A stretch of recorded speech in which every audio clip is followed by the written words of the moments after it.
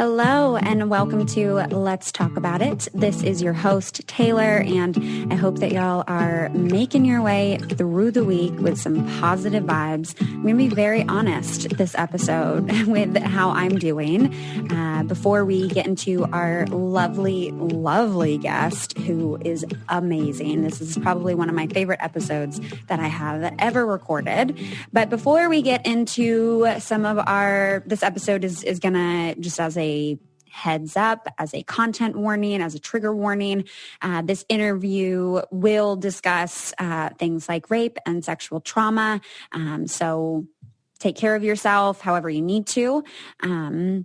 Before we get into this episode, I just want to share a few things from this week. There's been a lot of Bachelor things happening. I, as usual, have been very vocal about them. And I just want to be very clear that this is exhausting. I want folks to really understand that the things that the Black and the BIPOC members of this show go through is exhausting. I think I have absolutely reached my limit with this show. I have commented and done several Instagram lives on my page at Tamoka regarding the Chris Harrison, Rachel Lindsay interview, regarding the statements that have been put out by other leads from the show who are white women and white men.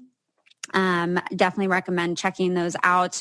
I had the Bachelorettes back on an IG Live with Michaela and talking about all of that and kind of breaking down these things. So I will not be covering that on the podcast, as that content is already readily available for you right there on Instagram. But I hope that y'all actually take the time to listen through to it. If you are watching the show, I do just want to encourage you that to show your support, that you do use the hashtag #FireChrisHarrison, that you do email ABC, that you check out the highlight on my Instagram where you can find all the resources to take action, where you can educate yourself to understand why this was problematic and why this was not okay. Accountability sometimes means losing your place of power, and that is what rightfully and reasonably so needs to happen with Chris Harrison. So I appreciate y'all's support there. I appreciate y'all, being open to all of this stuff. I understand it can be hard at times, but keep at it. So yeah, yesterday definitely was a rough day for me. Wednesday, between the last 3 weeks with all this Bachelor stuff.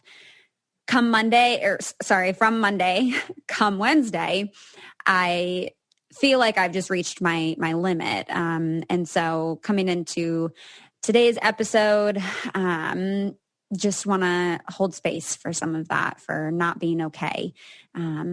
Our guest today is absolutely amazing. So I want to introduce y'all to Jimanekia.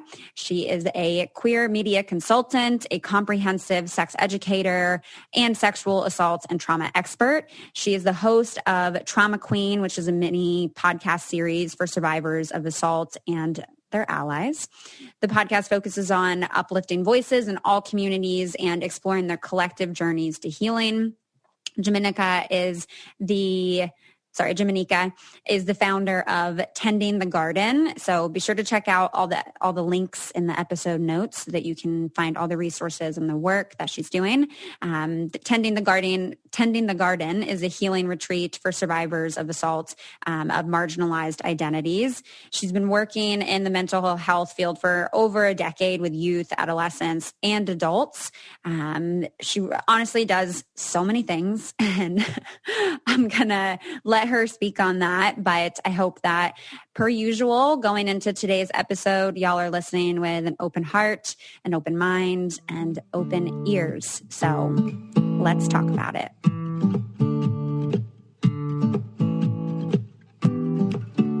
All right, so welcome, Jimanekia, to the show. Thank you so much for being here today. Thanks for having me. Yeah, I know. Right before we started recording, we both were kind of sharing that it's been difficult lately. We haven't been in the best of moods lately. No. And I don't think people talk about it enough. Like people are like, you should be smiling and getting through. And I'm like, should we though? Like there's a lot going on. Yeah. Yeah. Well, let's hold some space for that, because I had that day yesterday, and yesterday I was like, you know what? I'm burnt out. I'm exhausted. I'm overwhelmed. I'm sad. I'm lonely. It was just not a good day. So you want to share? Do you feel like you need to vent a little bit? What's going on with you? That was my morning. I think it also has to do with I haven't had great sleep. I know, surprise, while in the panorama. I haven't had great sleep. And so I think I fell asleep at like 4:30, and then we have construction going on. They're on lunch break now, but we have construction going on, and they came at like 8:30.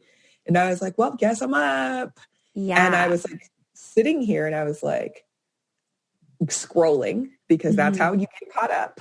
Yep. And I was like, I saw a post from someone in Texas, and they were like, we're literally freezing to death inside our homes. Yep. And I was just like, I don't understand. Like, I get it, right? Like I'm an educated person, but on a human level, like I don't understand how we can just let this happen. Right. And it's like, that's happening. There's still people that are homeless. So they're freezing to death outside. And then the pandemic. And then I'm still seeing, like, how are people still kidnapping people and murdering people? Like, we don't have enough going on. It's like regular nonsense that happens every day. Then a pandemic. And then the people that don't believe, so they're spreading it. And then the world, because global warming. And I feel like part of my trauma response, and I do know this about myself, is I stay busy and I do for other people. And then today I woke up and was like, oh, I didn't get enough sleep to put my shield up. And feelings were like, hey, girl, we've been waiting on you. Like, we coming through today. Hey, remember those tears? Drop them. So that's what my morning was. And like talking to friends and like processing it and like giving myself space and the allowance to feel the things. We don't give ourselves enough, or let other people feel the things enough, I don't think. Yeah. All right, it's time for a short break, and I'm not even gonna lie, I literally screamed. I like exclaimed, okay, when I saw that this company was going to sponsor the podcast, because they have been one of my favorites. I'm literally so excited to share this, y'all, that Dipsea is a new sponsor of the podcast. So I just want to say, when I first started getting more into my own sexuality and into the field professionally as a sex therapist, all people were talking about was Dipsea. They were like, oh, yeah, have you used Dipsea yet? Like, oh, yeah, I recommend Dipsea for my clients. So please listen up, y'all. Okay. I am obsessed with them. And Dipsea is an audio app full of short, sexy stories designed to turn you on. And let me tell you, they really turn you on. Okay.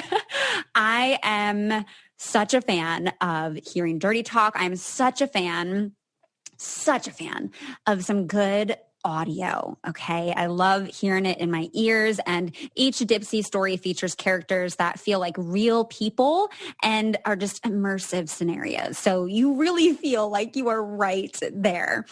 You can find stories about an off-limits hookup with your professor, or a costume party that takes things to like a whole new level. Or maybe it's a story where your partner tells you exactly what to do, which is my favorite, or trying a new toy together. They release new stories every week, so there's always more to explore, no matter who you're into or what turns you on. And they also have wellness sessions. Like, this is literally my favorite. They have wellness sessions to help you learn more about yourself, and bedtime stories and soundscapes to help you relax before you drift off. This is literally like the app, okay? If you are interested in exploring audio stories, erotic stories, Dipsea is the number one place to go, okay? And of course, for the lovely listeners of this show who get this very, very exciting partnership, this is going to be in like my 2021 most proud sponsorships. But Dipsea is offering a 30-day free trial when you go to Dipsea dipsystories.com/Taylor. That's a 30-day free trial. You know how many stories you can listen to in 30 days? You can have a whole lot of pleasure in 30 days, y'all, for free when you go to DIPSEA stories.com/Taylor. Head right on over, y'all. Right after you listen to the rest of this episode, please, you better head on over to dipsystories.com/Taylor. I'm very, very excited about this partnership. This is a professional milestone. Hopefully looking forward to seeing Dipsy sponsor the podcast some more. Literally number one brand company that I would recommend for this. So please check them out. And I got to pull myself together now and we can get back to the show. I'm curious how you find yourself holding space for that moment. I know I can sense it coming up, and I can sense like my chest yesterday. It felt so heavy. I felt like I got hit by a train, and I was like, I had shortness of breath. And then of course in my head, I'm like paranoid and I'm like, I don't even see nobody, but I'm like, oh my God, do I need to go get tested? And then feeling the spiral of all of that. And then I was like, you know what? You're sad, you're lonely, just fucking cry. And I sat there while watching Moana, avoiding my work, and just like sobbed, bawled my eyes out, held my heating pad on my chest and on my stomach to like stimulate someone else's body warmth on my body, and just cried a lot. Mm-hmm. I now sleep with a weighted blanket. Mm-hmm. And so I was like, I'm just going to pull it over my head. Because we're just going to fully shut it down. Let's just be fully weighted. And it, I think it's also like giving myself that permission to be like, okay, you do a lot for other people. You do a lot in the world. Like I got to celebrate something this week. And then I was like, I don't even like feel good celebrating the things. Yeah. And then my family's like, no, we still have to celebrate. Like we still have to have happy things. And I'm like, yeah, but people are dying and blah, blah, blah. My friends and my family are like, yes, but also, and I'm like, I don't have time. So it's also me fighting myself a lot. Because of the work that we get to do, like showing up for people, like most of us that do this work don't just do it because it sounded fun. Yeah. Some shit has happened to us and all of our trauma responses look different and how we show up looks different. And like I said, my response is helping people. Like this, like sitting here and talking with you will help me get through the rest of the day. Yeah. I think this brings up for me on Tuesday, I had a client and we were talking about worthiness, and talking about pleasure. And because part of what I'm hearing now is like almost this like rejection of pleasure in your life and a rejection of that happiness, because you're just supposed to be working. You're supposed to be providing. You're supposed to be nourishing other people. And we had this whole kind of conversation about like, well, who gets to decide worthiness? Who gets to decide that? And what determines worthiness? And I walked through this whole, like, when a child's born, a baby, is that baby deserving of worthiness? When they're a toddler, are they still deserving? Do they still have worthiness? How have they earned that? And it was basically like, okay, yeah, as we grow up, we get told all these messages and we're conditioned by our capitalistic, patriarchal, white supremacist society. All of this. All of them. The trifecta, the trifeckery. And that then we question our worthiness and we reject pleasure in our life. And yesterday I wanted to cancel both interviews I had because for me, I was like, this isn't going to feel filling for me because I'm already so drained. And in the first one, I talked so much about like, we really need to allow pleasure into our lives. And then I was like, you fucking bitch, you're sitting here rejecting yourself of pleasure. So that was when the tears came and I was like, all right, take care of myself, go spend time with family. And so what does that look like for you, how you sit in that place of worthiness to allow pleasure in? I'm like sitting here laughing because I'm like, our words is one and the same. I think I have to be reminded, right? Like for me, like I live with one of my best friends. That is my person. upstairs. And like, I have really close friends from like, we've been friends since we were 12. My other best friend, 15. So I keep people around me that are like, hey, we don't really care, girl. We seen you picking you up off the ground. We seen you broke. We seen you with a little money. We seen you in a magazine. Like, they don't care. And so they care about like my well-being. So that is helpful. And then again, like, because I do way too much, and I've been saying that more, and I'm like, maybe I should acknowledge that. Maybe I should look into that. But like, allowing myself the times to like, right now, we're allowed to be happy. Like, nothing else matters. No one else is nonsense. Like, they don't get to get that part of me right now, because I do deserve it. And we all deserve to be like, we did a thing.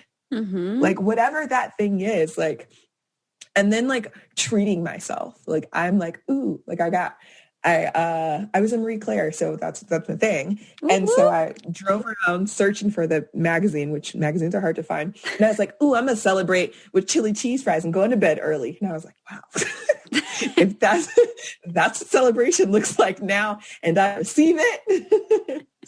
And like sit in bed and watch wrestling, because I love pro wrestling. People are always like, okay. Yeah, I got some questions about that one. I love it. I'm here. But it's like giving myself permission to be like, we're done working because there's tomorrow. Yep. And we worked hard for this acknowledgement. Like, let's read it and let's cry and be excited, because tomorrow might not be that great. Yeah, it's here now. It's happening in your present moment. So allow that in. And oftentimes when we are pushing that away, it's out of fear, right? It's out of insecurity. It's out of anxiety, because we're less comfortable with the good. We're less comfortable with pleasure than we are with people dying, being disappointed, being in a place of suffering, being in a place of productivity. You mentioned earlier just all the different things that are happening in the world, in our lives today, all the things that we're aware of because we have access to news, because we have all this access to what's going on the other side of the earth, that all this information that our brains evolutionarily did not have the capacity to take in, or weren't necessarily built for that. And that's something I always kind of remind myself, even, is like, okay, do I need to know what's going on all the way over there? Like, sometimes you don't. Yeah. Like, in some ways, yeah. But in other ways, it's okay if you don't. Yeah. People are like, why don't you know? Girl, do you know what my day was like? I barely got out of bed, honey. Okay. I brushed my teeth. Leave me the hell alone, right? Like, there is always so much. And it does feel heavy all the time. But it's like, how do we make it? Because that's like the world stuff. That's not even like, that's macro. Like, we're not even talking about like the smaller things, like my family, my relationships, my relationship with myself, like school, because I'm a lifetime student. And like, those aren't even the things that hit today. And I'm like, oh, those are also things I should probably feel. Right. So it's a lot. But yeah, you're right. We don't always need to know all the things. And we also don't need to shame people for not knowing all the things, because we're all on different capacity levels at this point, especially now. Definitely. We can only hold so much. We are all only one person. This episode is sponsored by Blue Chew. Blue Chew is making waves and bringing some extra support to the bedroom by offering chewable tablets that can help people with penises get stronger and longer lasting erections. Now, what is Blue Chew? It is a unique online service that delivers the same active ingredients as Viagra and Cialis, but in a chewable form and at a fraction of the cost. Blue Chew's tablets help people achieve stronger and harder erections to combat all forms of ED. Blue Chew is an online prescription service, so no visits to the doctor's office, no awkward conversations, and no waiting in line at the pharmacy. It just ships right to your door, and it is in a discreet package. The process is very simple. You sign up at bluechew.com. You consult with one of their licensed medical providers, and once you're approved, you'll receive your prescription within days. Again, all online. And their licensed medical providers work with you to find the right ingredient and strength for your prescription. So if you're like me and you don't like swallowing pills, no problem. Blue Chew's sildenafil, I'm not going to say this correctly, sildenafil and tadalafil. Say it with me, y'all. But their tablets are chewable, okay? And they're made in the USA and prepared to ship direct, so it is cheaper than a pharmacy. So if you could benefit from a little extra support when it's time to engage in that fun sexual experience, you can visit bluechew.com for more details and important safety information. And of course, we've got a special deal for our listeners. You can try Blue Chew for free when you use our promo code WICKEDGOOD at checkout. Just pay $5 for shipping. That's bluechew.com with promo code WICKEDGOOD to receive your first month free. And thank you so much, Blue Chew, for sponsoring this podcast. You mentioned being a lifelong student, and you have a bachelor's in psychology. You were in an MFT program, and you have a master's in health psychology. Can you share a little bit about like what got you into this area in the first place? How'd you get here? Yeah. Okay. So I always like to preface, I'm going to say a hard thing. Yeah. So my mom was killed when I was 1. She was murdered by my possible sperm donor. You know, we don't know. But he killed her, and I was raised by my grandparents, her parents. And knowing that information, something within me was like, I want to help women. Like, I just want to help. So I went to school for criminal justice because I watched a lot of SVU. Oh, and I was like, bet I'm going to be a detective. Girl, I say the same shit. I'm like, what got me into psychology was watching SVU and Intervention with my mom all throughout. Yes. Like, that's what got me here. I didn't go to parties. I was reading books and watching SVU. Nerds. Yeah, I was like, can I be Dr. Wong? Like, how do I get to be Dr. Wong? Yeah. And so I was in school. And I got overwhelmed while I was there. And I was like, ooh, look at all these things. And I got so much attention. And then my 3rd year, I got raped. And, you know, trauma changes people's lives. Yeah. And I spiraled for a very, very long time. I spiraled. And I didn't know how to handle it. And I didn't know how to talk to people about it because, you know, trauma can be very alienating. And then people are like, why don't you tell people? I didn't want to bring the sadness that I was feeling onto others that I loved. Right. And so I had a bar in my trunk, not the best, but it's real. I also became very violent. Like, I would get drunk, be dancing on tables, have a lot of sex. I also would attack men that were similar to my rapist. And it would be like people I know, and people would be like, whoa. And now I understand with all the schooling and stuff. So I went to school, got kicked out. Best thing that ever happened. So, okay, this is where you'll start to see my pattern. So I got kicked out of school, and I was like, yes. And I became a rape crisis counselor. I opened a vintage clothing store online. That was my first business. And then I was like, I was still going to school also. I was going to like community college. And so that was how I was coping. I was like trying to find myself, and being a rape crisis counselor at that time, I was like in hospital after folks were assaulted. I was the first person that they saw. And I was with them when they were getting their start kit. Most humbling thing ever. But I was like, I'm really good at this and people trust me. So then I went to school for psychology. I went to school with Jesus, as I say. I went to Cal Baptist University. Yeah. And while I was in school, I worked through different mental health facilities. So I started out with juvenile sex offenders, teenagers, eating disorders. And what kept coming up, and maybe it's just me or where I was going, but sexual trauma.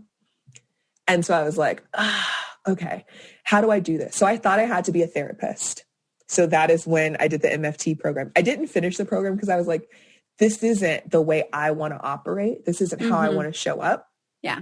I only got a few classes left. Like if I was like, I'll do it. I'm like, no. And I was like, what is there? And I was like, ooh, sex. And my mom was like, oh, hell.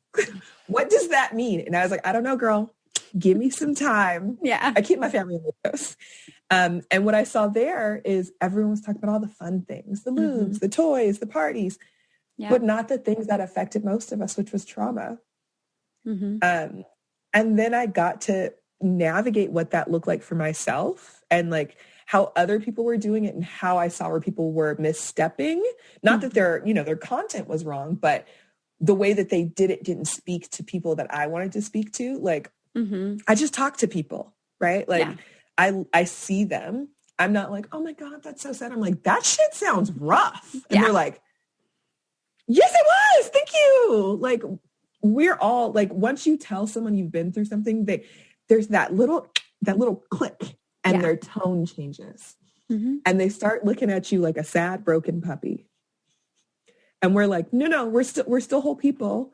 And that's how I've been working with people and how I show up, like meeting people where they are. And what I learned is most of us don't feel seen, supported, or heard.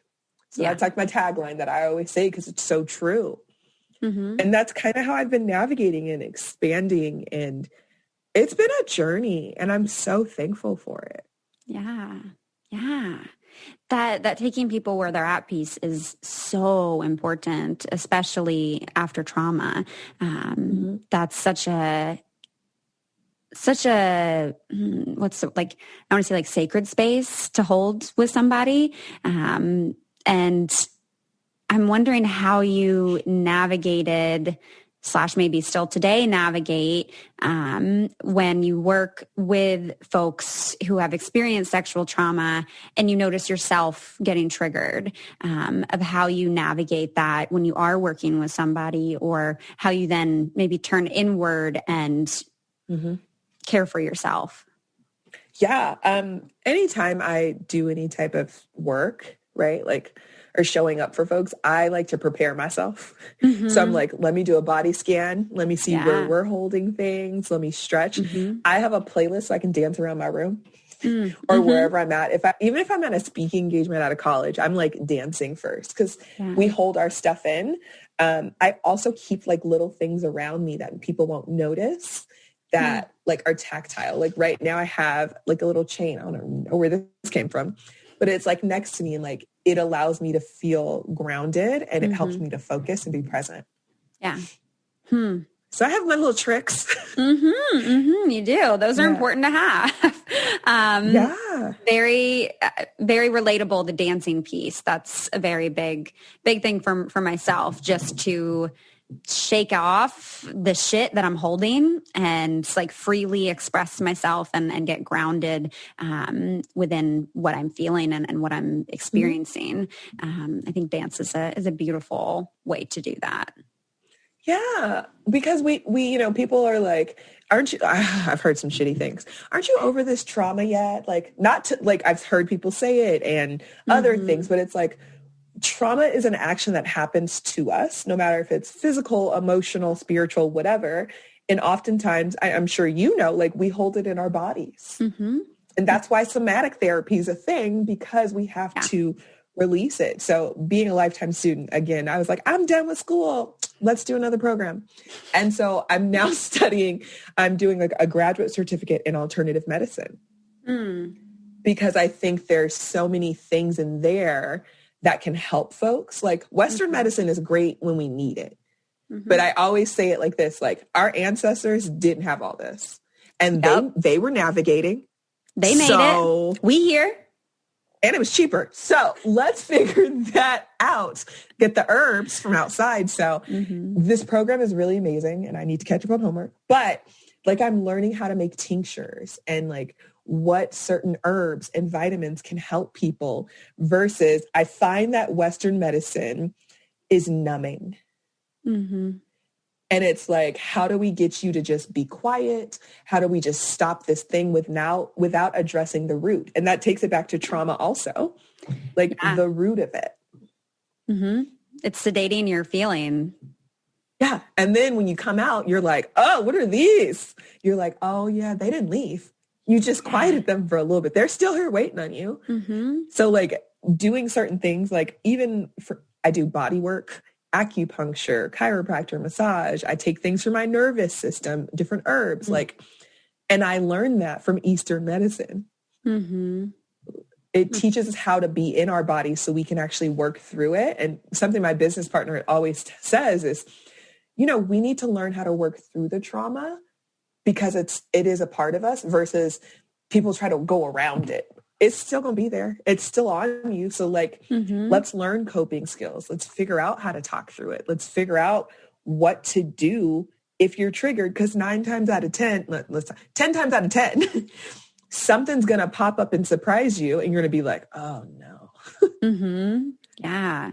All right, let's take a short break right here for a little check-in on our mental health. And I know this episode might be a little triggering for you. And like I said at the beginning of this episode, I have needed to check in myself with my mental health. So always super happy to have BetterHelp be a sponsor of this podcast. And if you are new here, BetterHelp is not a crisis line, but actual online professional counseling. You will get matched with a therapist within 24 hours. And if it's a therapist that you don't really feel like you have the best therapeutic match with, they make it so easy and it's free to change counselors if needed.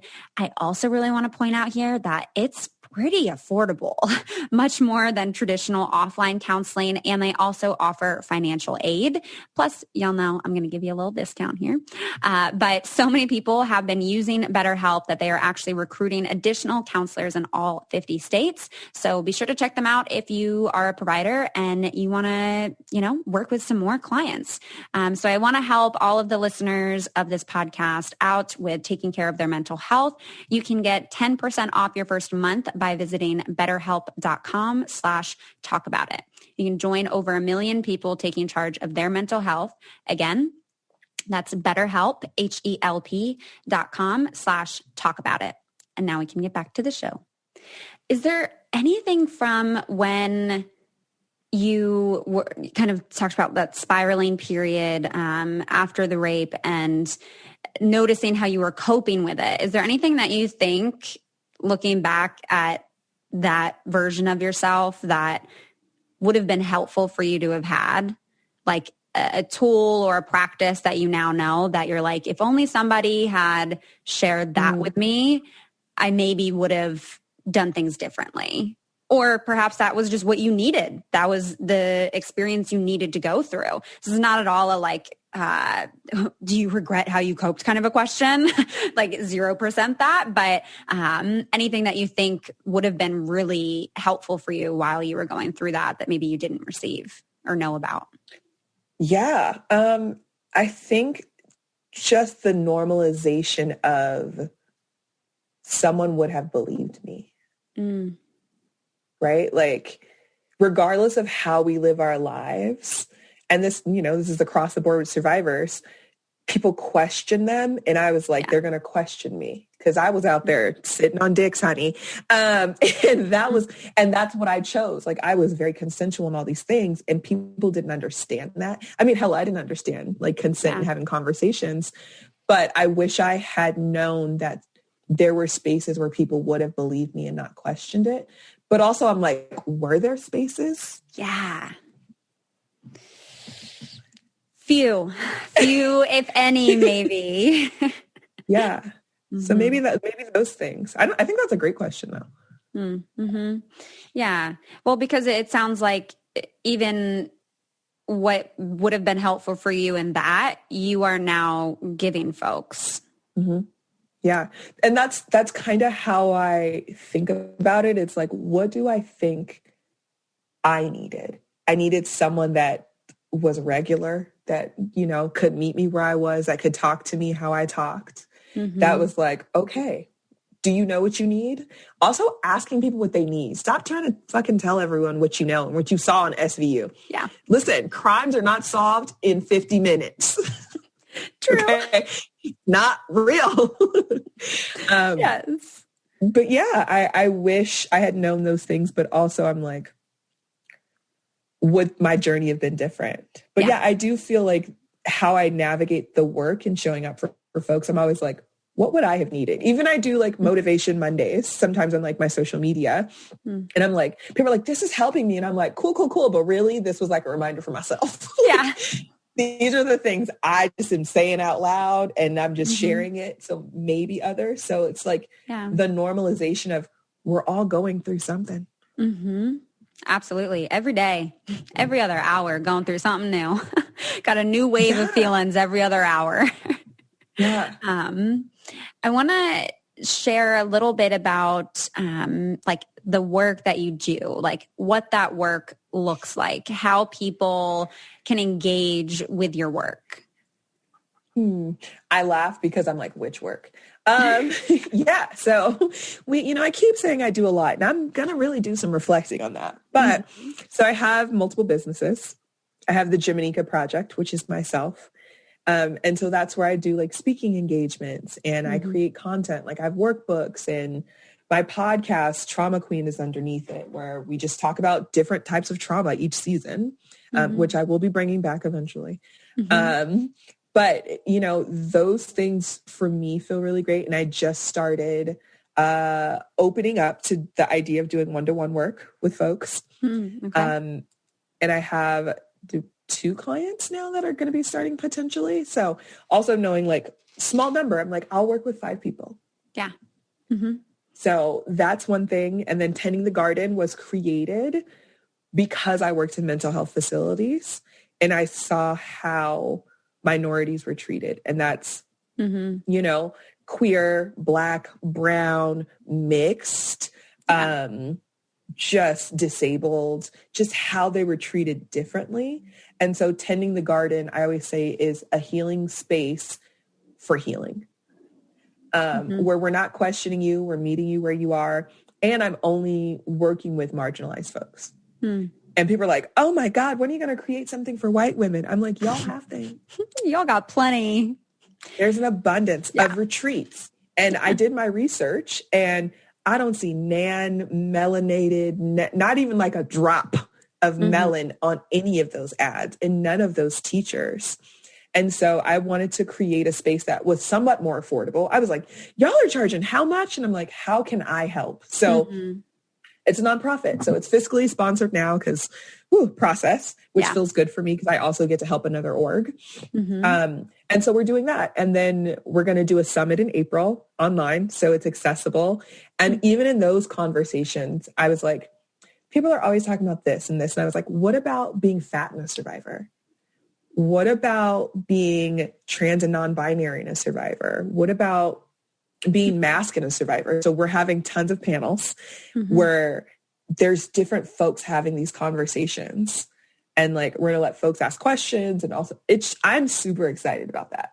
And then intimacy coordination training through Centurico, training folks for film and media to like be those support systems on set, like make these sex scenes look real and also support the actors.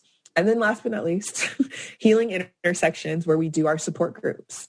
And so we've been doing that for 2 years now. We've been doing support groups online through Zoom. It's like we've been on Zoom since before Rona. And it's so beautiful. We have 3 different groups right now. We have a web trauma group for LGBTQ folks. So the different intersections of trauma, family, relationships, gender, different types of identities, like how that all shows up. We have a sex worker group, which is a ball, honey. I love being, when I have time and pop in, I'm like, y'all are so amazing. Like, I'm just like, y'all are amazing. And then we have our survivor group, which, and we started all the groups back this week.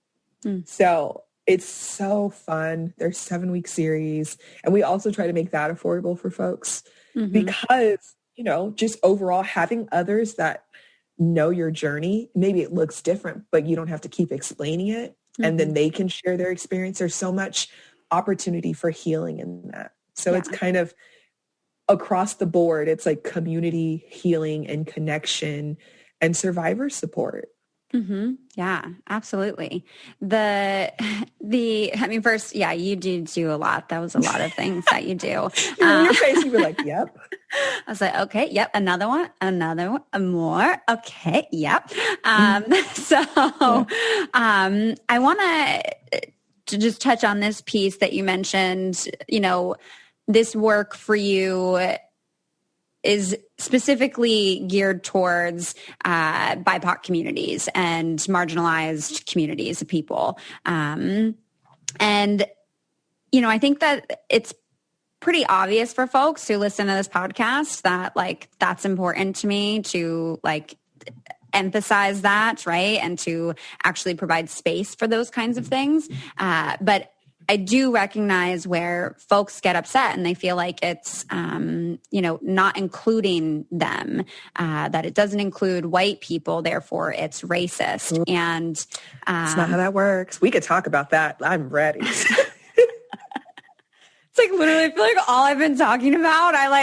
Monday, I was like, I'm not watching The Bachelor tonight, but I'm rooting for everybody Black. And it was just a slew of, you're so Can I tell you, that was the first day I watched The Bachelor on Monday. I was with the Chatty Broads. Yeah. Mm-hmm. And so I was like, can I watch it with y'all? And they were like, yes. Mm-hmm. I was like, I've never, and I was like, oh, wait a minute. What? Yeah. Yep. But it is. I mean, listen, that's not how racism works. I don't know. Yeah. I'm sure you've talked about how it works, and that's not it. Yes, I have. And it's interesting to me because I just want folks to consider, there's a reason why it has to be specified that it's for non-white people. Why would that be? Because every other space is white. So it's okay. All of them. Yeah. Yeah. So it's okay for something to be pro-Black, for something to be pro whatever it is, right? And it isn't necessarily a shitting on whiteness. It's just that we want to uplift this. We want to focus on this. We want to provide a space specifically for this because y'all already got all the other spaces and y'all already got the default and everything. And I want you to maybe, if you can, talk a little bit here to why it's important within the sexual trauma space for, marginalized groups of people, for the non-able-bodied, the non-white people, the non-European beauty standard, thin, white, blonde woman to have these spaces. Yeah. Well, first I want to invite those humans, because I know y'all listening. Mm-hmm. I want to invite you to think about why those spaces have to be created. Yeah. Is it because people don't feel safe? Is it because when they go to these spaces, they are made to be uncomfortable? They are judged. They are put in more harm's way. And so within sex and within trauma, most of the marginalized folks are over-sexualized, right? And I say not in the sense of ooh, they're having a lot of sex. It's the way that society looks at them, it's less than. So if you're looking at someone as less than, you're like, well, I can do whatever I want to that person. Yeah. Or I can treat them however I want without even looking at them as a goddamn person. Which is literally historically what has happened when you look at even just how we have the science and the research around female genitalia that was done on Black women.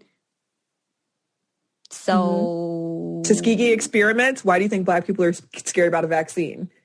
Because it didn't go well. It didn't go. If y'all don't ever heard of her, Google is your good girlfriend. She's free. I love to tap into her daily when I don't know something. So I also want y'all to use it. But there's a lot of reasons. It's not like people are just pulling it out of thin air. Did you know that kids aren't even taught fully about the Holocaust anymore? They don't know. Oh yeah. They're that. They don't think the Holocaust is real. And also they're not really being taught about slavery and shit anymore. They're did it really happen? Yes. And slavery is still an active thing that's happening even in the U.S. People are that's in other countries. No, honey. No. That might be your neighbors. Yeah. That is an active situation. And no, it's not just little Black children from Africa. It's tons of different individuals. Mm-hmm. I did not realize that was how things were going down in schools now because the schools. It's been a minute for me, but I really sincerely hope that we can start going in a different direction with that. I know there are some teachers that listen to this podcast. I know there are some teachers that follow on Instagram. So please, this is an opportunity for you to put in the work and advocate for comprehensive sex education, for comprehensive history to be taught, and not just from a white lens. Yeah. I don't remember what school it was, but they were like allowing parents to opt in and out for kids to learn about Black history. Well, and I said, audacity, because Black history is American history. Yeah. You brought us here. That is like literally, that is legitimate separation. That is literally, wow. Some people still have separate proms. I was like, girl, they still have separate proms. And she was like, no, I said, yes, they do. Like, do I need to go back to some schools? Do I need to go back? You don't want to. Yeah. I need to find more teachers. These are the conversations we're not having enough, right? Like, why is it that people are scared of sex ed? They're like, kids are going to have sex. Honey, all of us got here because somebody had sex. Yeah. And they're going to have sex at some point or another. Regardless. Why don't we just, why don't we save people the pain? Why don't we save people the struggles and like teach them? And when I do teach sex ed, because I do that also. Yeah. I love working with kids because they know more than people give them credit for. Oh yeah. And so asking them what they know, and again, meeting them where they are and be like, cool, bet that's not real. Okay, let's now break it down and let's have like a real conversation and dialogue. And they're like, thank you for telling me. Because this is what I thought. And this, like, they're so amazing. And I mean, a lot of kids are brilliant. Like, I am nervous about some because, society, but also there's some that I'm just like, damn, you're doing better than some 40-year-olds. Like, and you're 11. Like, yeah. How do you find that you're met with teaching sex education? I know for some folks, it's like, I mean, they literally, as teachers, they get fired for teaching comprehensive sex education. So I'm wondering what that's like for you to step into those spaces and be like, well, this is what we're going to talk about. Well, most of it, I'm contracted for those things. I was working with an org. And then they were like, can you change your social media? And I was like, no. I was like, I'm a queer Black woman that has titties. And sometimes I'm not going to be naked. But like, sometimes I wear what I want to wear because I am 33 years old and I bought it. Yep. And they're like, well, it might be, the kids might not. I'm like, the kids see worse. Yeah, the kids are going to be okay. That is what people troll at me for when I post shit on Instagram. Okay, but for the children that follow you, for the young kids on I don't have kids. I don't have kids. Okay? I'm like, why are y'all's kids my responsibility here? Boom. That I don't have children maybe I have some puppy or some cat kids, but that's the only children that's happening over here. Oh my God. I have to say this. This was like last week. This is not the first time this has happened. I had a dream that I was breastfeeding a cat. And my dream previously to this was that I gave birth and it came out a cat. And I was like, what the fuck is wrong with me? I kind of love it. I'm like, you should get someone to draw that. That's probably very beautiful. Like, but also penis kind for you, so don't do it. Don't do it. Yeah. No. Don't worry. I'm not forcing Lily to suck my nipples, okay? We're good. We're good. It is not happening. But I love sex ed with kids. I think because they approach it in that way of like, my mama don't really want me to know these things, so I want to know them more. And then they see me and they're like, you have a septum ring. Your hair is whatever color it is that time. You look regular. I'm still not sure how old you are, but you said you'd answer all my questions. I'm in. Right? And it's amazing. I've taught from like private little homeschool kids to Jewish schools to just kind of across the gamut in schools. And it's so fun. I love seeing them squirm when you're like, the word is penis. Yeah. Do we have to talk about penises? I'm like, you have one. Why not?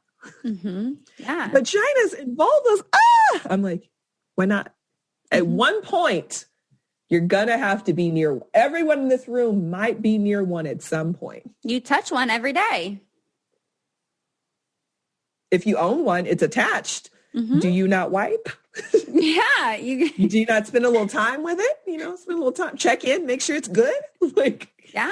So my goal is always to normalize it and also create that space for them to ask those questions versus them. Porn is great. You can learn a lot, but it's not a teaching space. Mm-hmm. And I think a lot of kids are like, well, this is how we do it. And I'm like, that is not how you do it. You don't do a DP. Okay, that's not how we start off. That's not it at all. That is not how we start off. That is not the starting point. No, not the starting point. I love that you are doing this work with kids because I think many more people need to go down that route, and maybe one day I will. But I want to transition a little bit here to some of the work that you're doing with the nonprofit, with the sex workers. And I know you mentioned the support group with sex workers. And so I'm wondering what this work around sexual trauma has looked like for you with sex workers. Yeah. So because again, so much time, but I love the give back of it. It really feeds my side. I don't know. There's a side of me just being able to give back. So my friend Jessica got me in with an org called Feed the Streets LA. We're in LA, New York. They have one as well. And we literally are in the streets every Sunday. Passing out clothes, passing out food, having conversations, giving medical care. And something they're like, we're looking for maybe doing stuff with sex workers. Jessica and I were like, bet, that's us. This is literally what we do. Mm-hmm. So the program that we're creating, which we just started launching, we're fundraising for now is the folks, and I'm not just going to say women because there's all genders, all bodies, are still on the streets, right? Like they're pimps. And if they're just, even if they don't have pimps and they're just working to survive, COVID isn't stopping that, right? Like they still have to work and do all the stuff. So we are creating kits for them. And it's not like, stop, don't do that. No, listen, do you, but we want to be able to help you be safer. Because who are we to stop anybody's bag and survival? We get it. We know what that's like. And then there is a lot of trauma on the streets. There's, in any type of sex work, you can have trauma, right? It's not just, but there are different levels to sex work, right? It's true. People are like, it's not. And I'm like, nah, there's the whole spectrum. And people are like, you can't say that. And I'm like, no, they call it the whole spectrum. I don't know. I didn't make it up. I am not the gatekeeper of it, but it's true. And so our goal is really just to be able to show up my whole side of my room. And I'm so thankful. It's boxes of hand sanitizer and makeup and PPE and just what we're going to give to them. Lubes, condoms, flavor lubes, because you're going to do whatever you're going to do, and masks. And, so also you can feel good, body wipes, mouthwash, because you are working. We know what the work looks like. We help you be safer. So that's what we're doing. And I'm so excited. Yeah. I can imagine that the need to hold space and believe their trauma is even greater, because I can see where being in sex work and experiencing sexual trauma, there could be a lot of guilt and a lot of shame of, you're doing this work of, this is what happens when you do that kind of work, right? I can see where there would be a lot of noise already invalidating them and essentially making them think that they've asked for it. 1,000%. A job is a job. We all have different jobs and we can all be assaulted in any type of capacity. And just because they choose to opt in and use their bodies for work doesn't mean that people should take that as an advantage. They've already been like, okay, I'm going to share this part of me with you, which is already maybe a lot for them. But that's what they chose, right? And so what they didn't choose is to have their consent violated, to have their boundaries crossed, to have their no not heard. right? Like you can't just throw money on something that you're leaving someone with that is lasting more than however long the assault is. Yeah. And I think that's one thing that folks don't fully understand about sex work is that there are still boundaries there. There is still consent within sex work. That's why it's fucking work, because there's a lot of work that goes into it. I mean, and sex workers to me are the original sex educators. Oh, yeah. Right? Like spend so much time having and people are like, all they do is you don't know what they do. A lot of my friends, I have sex workers across the gamut. They're like, sometimes we just have conversations and like talk them through things. Like, in the group, someone was like, I worked with someone through erectile dysfunction and I helped them. And I was like, that's amazing. Right? Like that is a thing, honey. Yep. Yeah. And it's because of the skill set and the timing and the learning. I think it's a society, we suck. That was the nicest way to say it. We got the try-fuckery going on. Try like that. But we have so much to unlearn. Like we've taken in so much of these white supremacy ideals, which this is what happens when I'm elevated in my room. I'm like, all this shit is made up. Yeah, it is. All of this shit. Like who decided that they were like, yes, we're going to have one white man, because predominantly has been all the presidents, old white men. We're going to have one white man that really gets to decide. Then we're going to put some other people underneath. We're going to have money. It used to be rocks. Now let's make it some coin, paper. Ooh, let's do digital. Like it's all made up. And we're just like, okay, because we're born into it. Yep. But it doesn't mean we have to agree with it and necessarily abide by it all the time, because just because someone made a law doesn't mean that it makes sense to the actual people. Yeah. And that's when we have to look at who this law is keeping safe and helping. And who's signing on this law? What's your check look like? Because like Los Angeles, the mayors, okay, questions. What's going on? So we're just releasing everyone from prison right now? You're not going to tell the people they've harmed? Bet. Oh, they're causing more harm. Oh, you're surprised. Wow. Like, it's trifecta, the fuckery. Yeah. Trifecta. It is the trifecta that is made up and does not represent all of the people. Yeah, no. And like when some folks are like, we're all going through the same thing. No, we're not. You're in a $7 million house, honey. I'm in a room.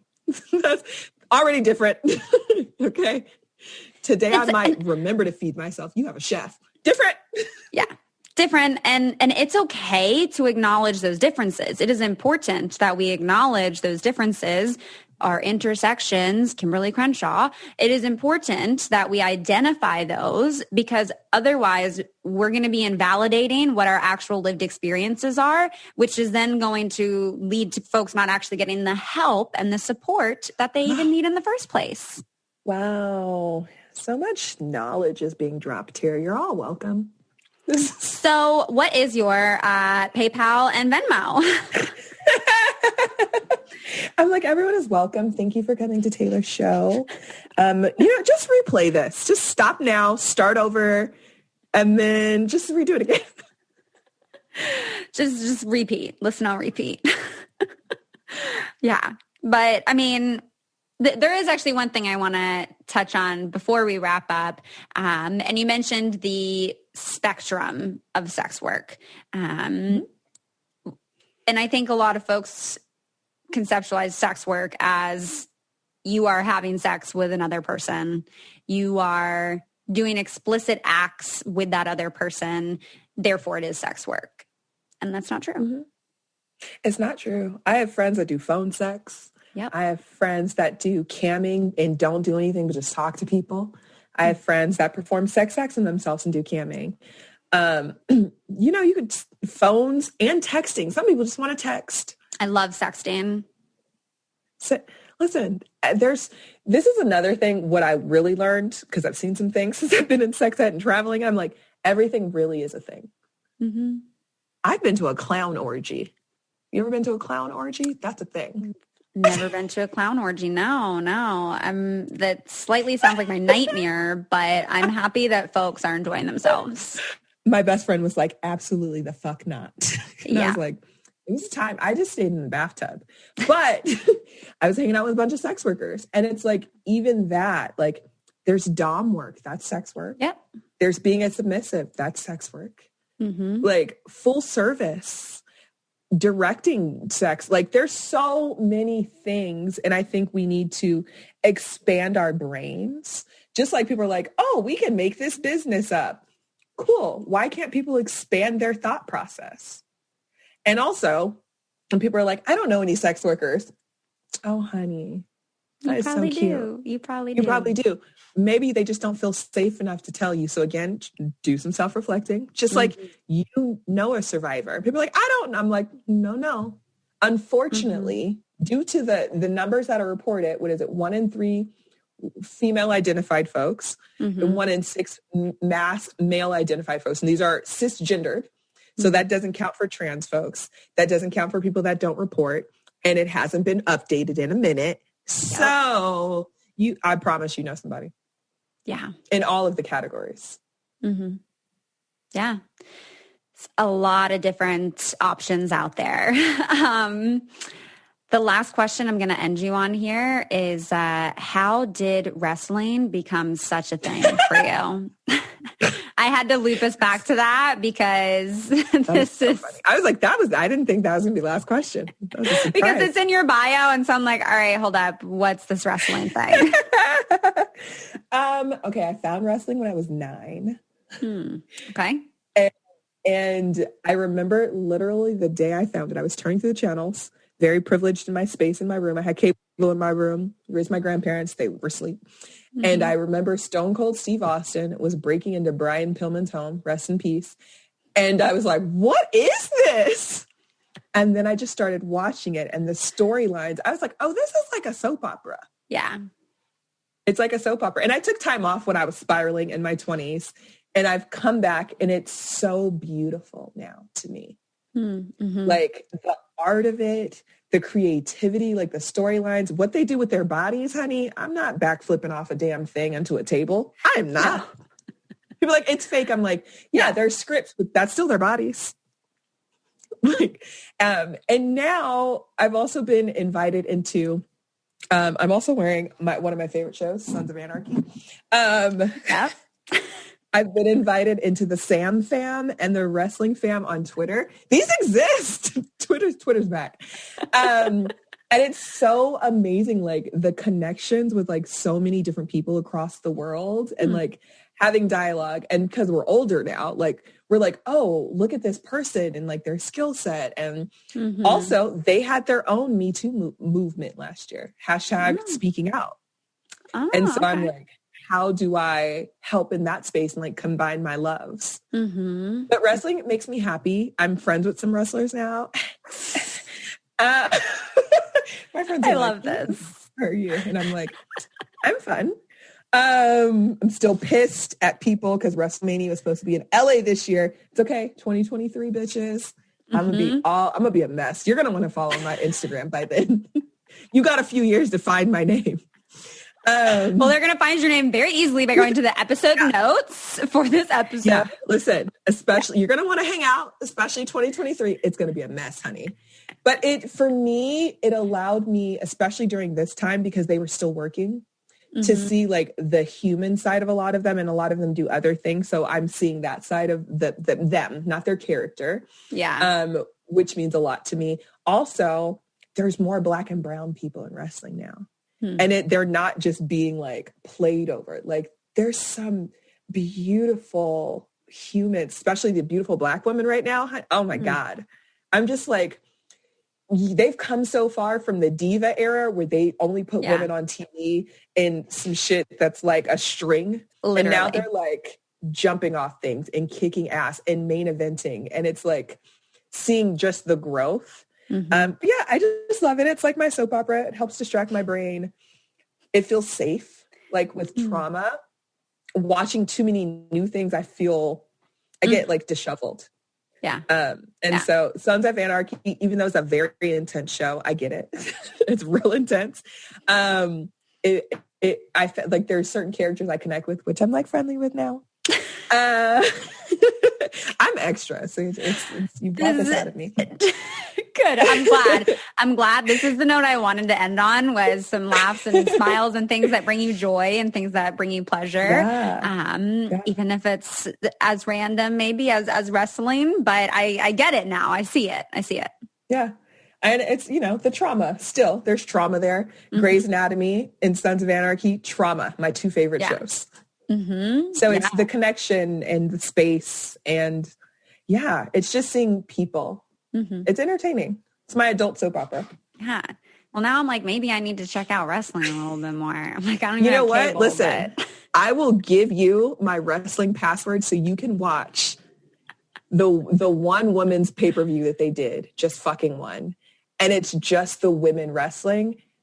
I get emotional every time seeing it, because to see them, they don't need no men, fuck them. Yeah. And they're just kicking ass. Yeah.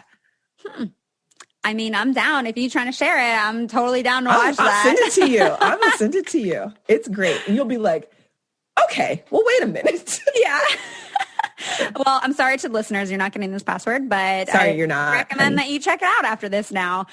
If people want to follow you and check out your work, your website is beautiful, by the way. I know I said that when we first hopped on this call, but website is absolutely beautiful. If folks are teachers, if you work in a school, check out the website. You can book for some engagements. Where are all the places that people can kind of find your work? And all of this will also have linked in the episode notes. Yeah. Jimanekia across the board everywhere, just because there's only one of me. I double check in Google every 6 months. And then traumaqueen.love. Yes, .love.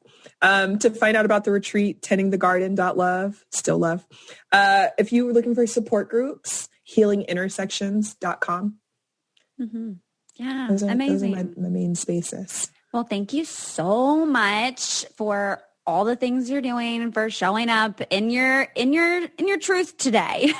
I appreciate that. And I hope that today felt good for you. Last thing, if people do want to compensate you for the education, the knowledge you drop here, or for supporting the educational shit that you put up on Instagram, is there a PayPal or a Venmo or Cash App or whatever that you do want to direct people to? Sure. Oh my God, no one's ever asked me this. They better be asking. Is Queen Gem, Gem, because I'm a Gemini. Don't judge me, y'all. Okay. My mom's a Gemini. I mean, well, welcome. My best friend is a Gemini. Mm-hmm. Oh, you know the journey then. Yeah. Square Cash. What is it? Square Cash? Cash App. The $ Queen Gem 58, and then Jimanekia at sogem.com for PayPals. Amazing. Well, thank you so much. Thank you. This is fun. All right. That does it for today's episode. Thank you so much for making it all the way through and keeping your ears, your hearts, and your minds open. It would mean so much to me if you could take a second or two after listening to this episode to leave a review on iTunes and let me know what you're enjoying about the show. I love reading, what your favorite episodes are, where you guys listen, and definitely feel free to share this with a friend. I mean, part of how we break down the stigmas around these topics is by talking about them, right? And sharing them with more people. So definitely share the podcast. And again, really wanting to include all of you in this podcast. So if you have questions or you want to share a thought or an experience, please send in a voice memo to ask.letstalkabout@gmail.com. And I'm really excited to keep having these conversations and breaking down these stigmas. So thank you all so much. I hope you have a wonderful rest of your week, and I'll talk to you next time. Did you know that everyone has an aura? Do you know what color your aura is? Maybe you have a fiery red personality or a quiet and calm blue or green. You could be an organized and methodical yellow or an explosive purple. Come join me, Mystic Michaela, on my podcast, Know Your Aura, to find out all about how your personality can be explained in colors.